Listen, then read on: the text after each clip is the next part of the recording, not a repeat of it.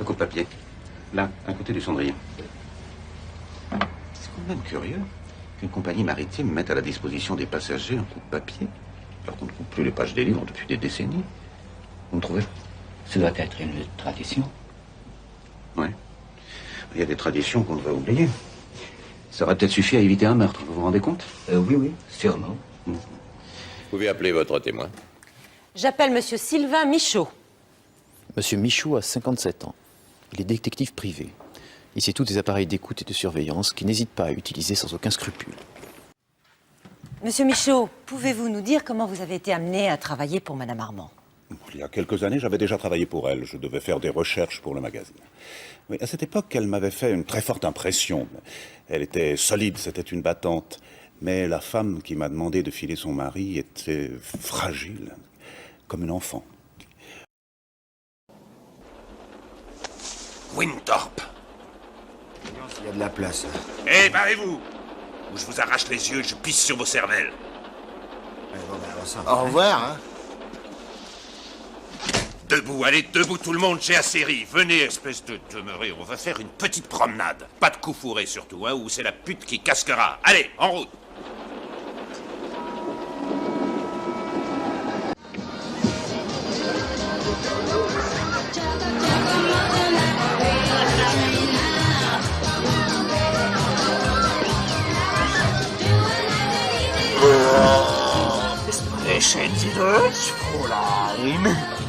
Non, je suis suédoise. Hé, barre-toi! C'est à King Kong que tu causes. La terreur de la jungle, le plus sexy des tondeurs. Dégage, miteux! Qui c'est ce type? C'est ton paternel ou quoi? Hé!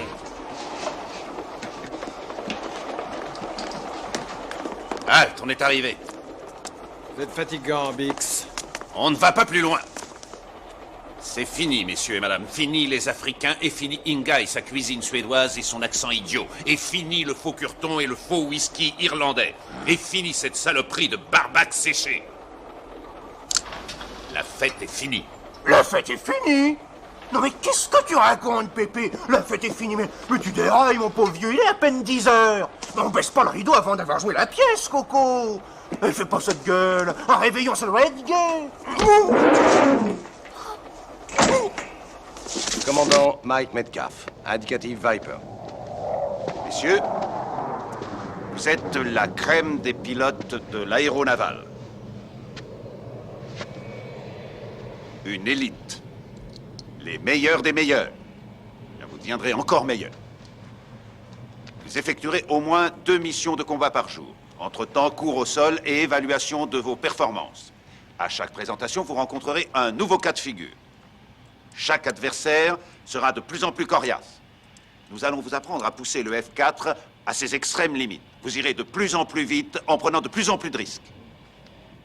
D'autre part, ici, on ne fait pas de politique, messieurs. On laisse ça à nos élus. On laisse ça aux civils. Mais nous, on est les instruments de cette politique. Et bien que nous ne soyons pas en guerre, nous devons toujours agir comme si... Mais qu'est-ce que tu fais? À pointe de la lance. Je me demandais Vif comme l'éclair. qui c'était le meilleur. Et si jamais vous vous demandez qui sont les meilleurs, ils sont là, sur cette plaque, au mur. Le meilleur cocher de chaque promo et son navigateur y figure. Et ils ont la possibilité de revenir ici pour être instructeurs à Top Gun. Vous croyez que votre nom figurera sur cette plaque?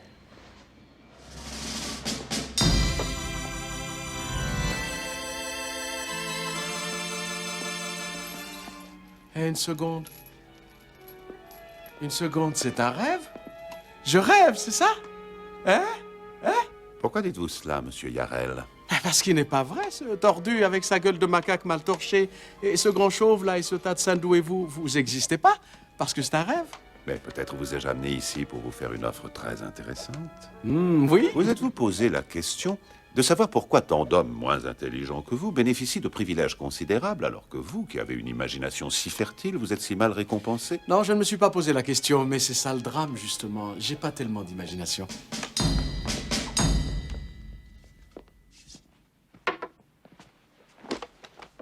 Je répète mon offre une dernière fois. Comme c'est un rêve, je peux me permettre de dire tout ce que je veux, alors. Eh bien, je crois que je vais dire Du fond de mon cœur, tu me fais chier. Tu me fais chier.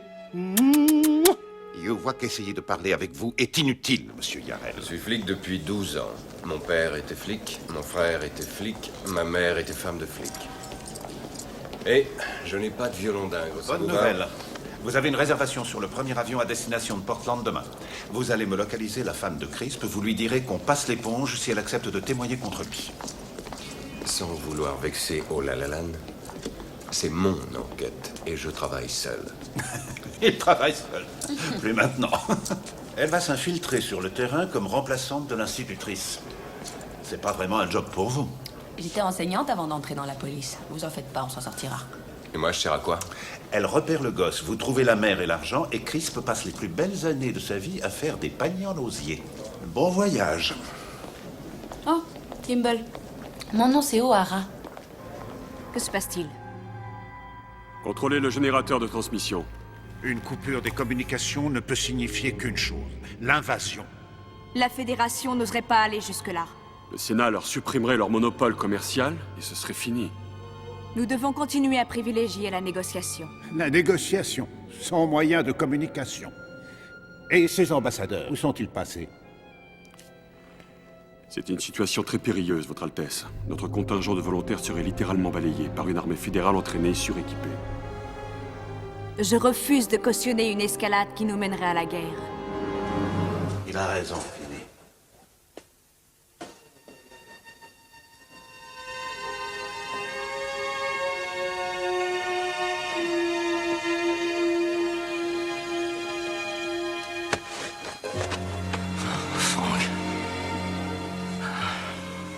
Excuse-moi de t'avoir laissé tomber. C'est bon.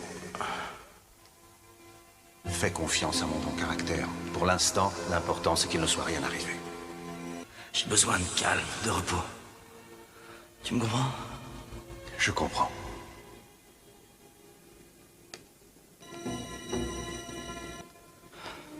Comment veux-tu que je m'y prenne? Comme si je ne t'avais jamais vu.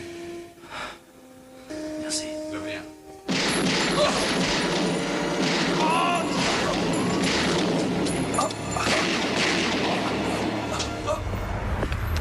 Il y a un vague air de ressemblance, dis donc. J'ai besoin d'un coup de main. Mais tu tombes bien mal, Léo. On vient de nous virer. C'est une plaisanterie? C'est pas une plaisanterie. T'as la tête d'un type qui a besoin d'un café. Ouais, bon. On y va. Je vais essayer d'être clair. Le martien moscovite n'est pas tout à fait... Un martien de Moscou. Si tu veux, mais c'est pas ça qui va éclaircir mon exposé. Faut juste que vous sachiez que ce débile s'est mis hors Il circuit. faut pas t'inquiéter, je parie que tu vas vite fabriquer de nouvelles têtes. Si la banque me coupe pas les vivres. Alors, qu'est-ce que tu veux? J'ai besoin que tu regardes ce qu'il y a là-dessus. Angie, tu t'en occupes? Et tu fais attention à ce que tout retourne bien à la boutique. J'ai 2 ou 3 trucs à régler. Tiens, voilà. Je t'appelle plus tard.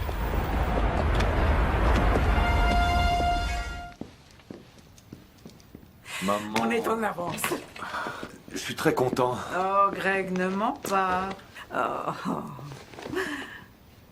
On ne tombe pas au bon moment. Bah, c'est-à-dire qu'il faut reconnaître que... On va devoir remettre ça, hein. Oh, tout est organisé. Wilson est bien gentil. Je l'avais appelé pour annuler. Je suis sur un cas très compliqué. Et là, franchement, c'est... Bon, eh bien, on reviendra quand les choses seront un peu plus calmes. Mon travail est très prenant. Tu ne veux pas nous voir. Maman, me fais pas culpabiliser. Non, j'ai rien dit. Excuse-moi. C'est-à-dire que là, j'ai un patient qui a reçu une forte dose d'irradiation qui va peut-être y Et rester... tu n'as pas le temps d'aller dîner. Allez, viens. On va manger un morceau à la cafétéria. Je t'offre un sandwich. Hein? Ouais, je crois que j'ai le temps d'avaler un sandwich. Ah. Quel dommage que tu doives déjà quitter notre chère base de Troie, Ulysse. Je sais bien que la situation sur la Terre est grave et que les princes prétendants menacent la paix solaire. Oui, Priam. Tu connais la loi. Si je ne suis pas de retour avant la prochaine comète, Pénélope, ma femme, sera obligée de choisir un nouvel époux parmi les prétendants. Je connais Pénélope, elle saura t'attendre. Mais avant ton départ, allons fêter Télémaque. Soyez prudents, mes amis. Sois sans crainte, Priam. Soyez très prudents. Ne t'inquiète pas. Avec Nestor et Euryclée, je ne peux pas être mieux protégé. Tout se passera bien. N'oubliez pas que vous serez toujours les bienvenus. Je ne t'oublierai jamais, Priam. Au revoir. Au revoir, Télémaque. Au revoir, mes amis. Au revoir.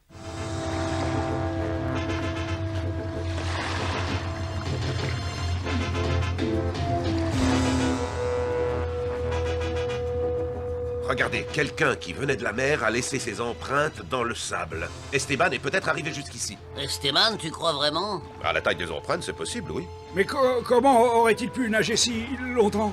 Ah, ce garçon n'a pas fini de nous étonner. Mettons-nous en route. Si c'est bien Esteban, il faut absolument le retrouver. Courons, courons, courons!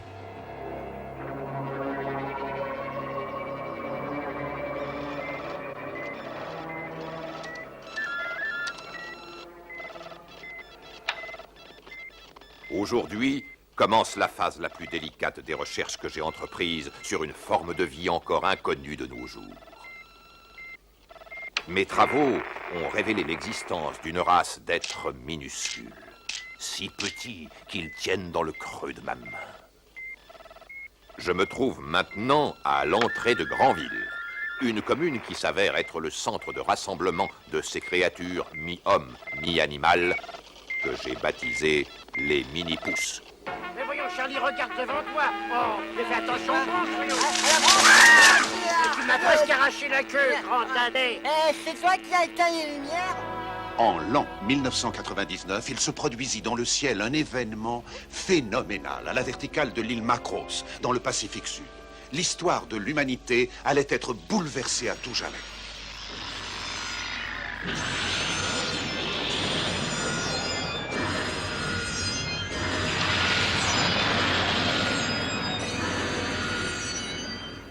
Un gigantesque vaisseau spatial extraterrestre venu du fin fond de l'espace allait rentrer en collision avec la Terre. Pendant sa longue chute incontrôlée, la forteresse spatiale produisit tout autour d'elle des ondes de choc d'une force incroyable.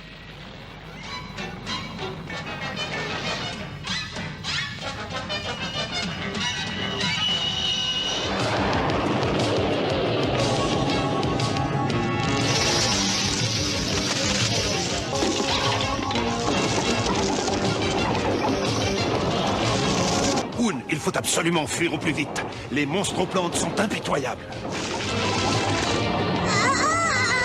Leur maître, qu'ils surnomment Discord, a pris possession de mon laboratoire.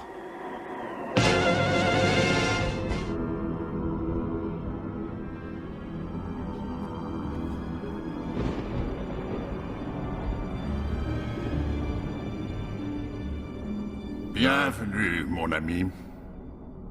Que voulez-vous de moi, au juste? Je voudrais apprendre la vérité sur ta nature profonde.